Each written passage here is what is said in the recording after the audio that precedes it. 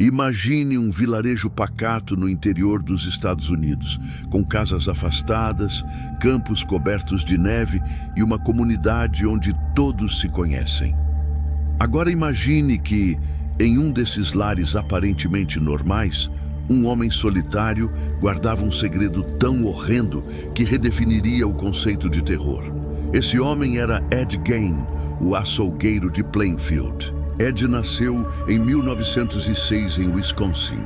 Filho de um pai alcoólatra e de uma mãe fanática religiosa, Augusta Gein, ele cresceu em um lar sufocante, onde pecado e punição se misturavam com medo e culpa. Augusta acreditava que todas as mulheres, exceto ela, eram criaturas impuras, e ensinou ao filho que o mundo era corrupto e merecia castigo. Desde pequeno, Ed foi isolado. Sua mãe o proibia de fazer amigos, dizendo que o contato com outras pessoas era pecado. Quando seu pai morreu e o irmão mais velho faleceu em circunstâncias misteriosas, possivelmente por causa de Ed, ele ficou sozinho com a mulher que mais amava e temia. Quando Augusta morreu, algo dentro dele quebrou. A perda da única figura de autoridade e afeto o deixou completamente sem rumo. A casa se transformou em um santuário mórbido. Ele trancou os quartos da mãe, mantendo-os intactos, enquanto o restante do lar apodrecia sob sujeira, restos e algo muito pior. Ed Gein começou a visitar cemitérios à noite. Desenterrava corpos de mulheres que lembravam sua mãe e levava partes delas para casa. Ele as usava para reconstruí-la, como se tentasse trazer Augusta de volta à vida. Com o tempo, o que começou como profanação se transformou em assassinato. Em 1957, a dona de uma loja local, Bernice Warden, desapareceu. A polícia seguiu as pistas até a fazenda de Ed, e o que encontraram lá foi indescritível. O corpo de Bernice estava pendurado de cabeça para baixo, aberto como um animal abatido. Mas o horror não parava aí.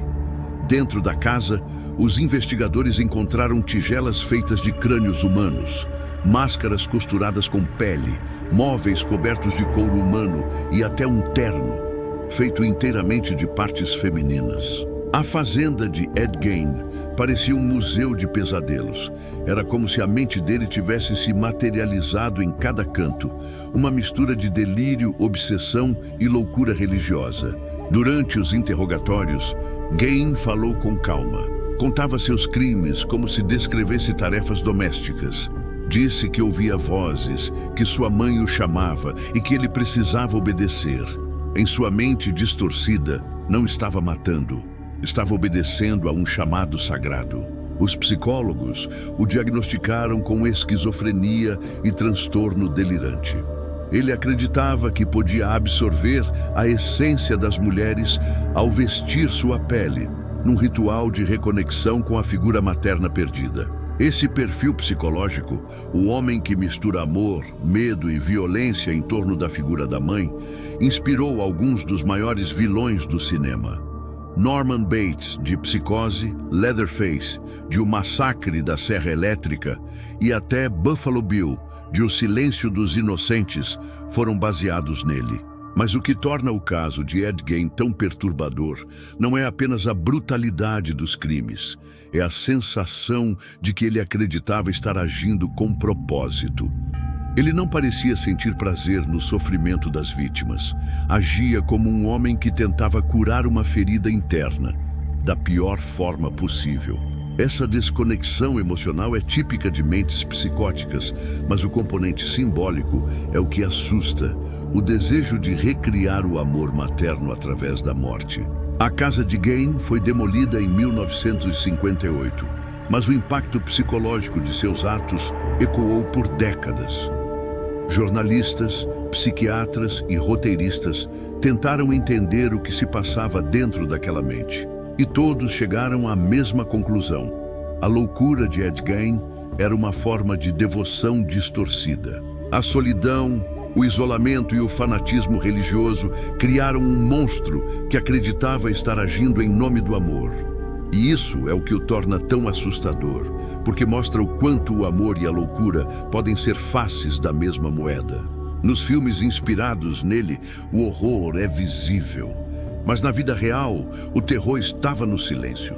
Na rotina pacata de um homem que cumprimentava os vizinhos e consertava utensílios, enquanto dentro de casa a morte era moldada em arte macabra. Os psiquiatras que o examinaram disseram que ele vivia num estado de psicose simbiótica.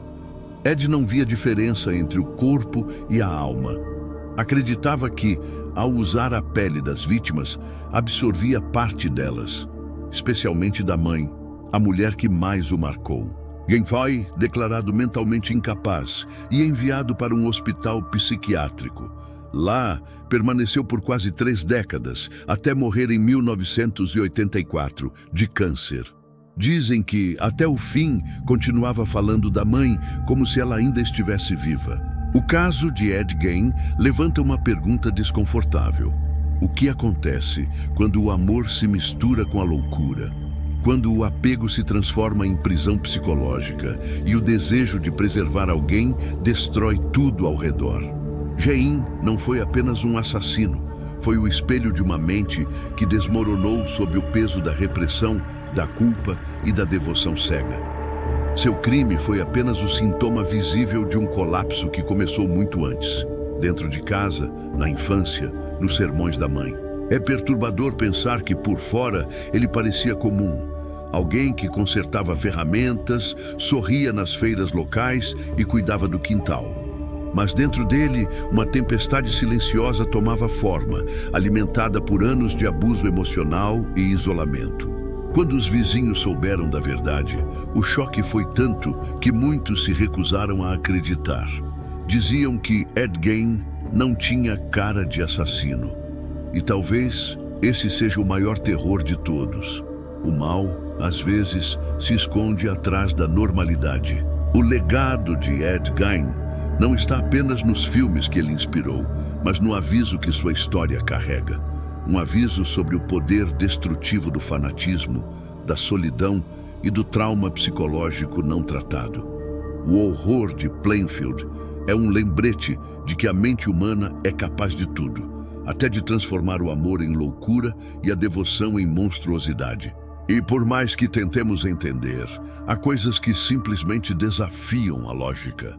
Porque o verdadeiro terror não é o sangue nem a morte, é a mente que acredita estar fazendo o certo enquanto caminha pelas sombras. Gostou do conteúdo? Deixe seu like, comente. E inscreva-se no canal para não perder mais fragmentos da mente, onde revelamos o que muitos preferem ignorar.